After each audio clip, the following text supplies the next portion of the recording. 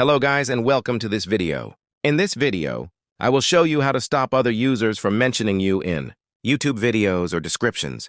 Without wasting any time, let's get started by going to the App Store. In the search bar, type YouTube app and make sure it is updated to the latest version. Once you've done that, go back to the YouTube app and tap on your profile icon in the bottom right corner. After that, tap on Settings in the top right corner.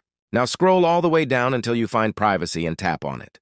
Here, simply toggle off Allow users to mention me. After doing this, no one will be able to mention you anymore. So that's it for this video. Make sure to like and subscribe for more helpful videos. Until next time, see you soon.